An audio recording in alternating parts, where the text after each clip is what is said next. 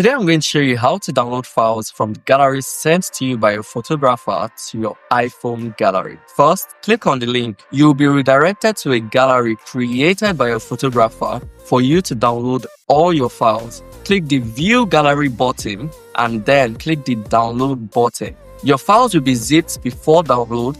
Kindly wait for it to be zipped. Once it's done zipping your files, click on the pop-up download button.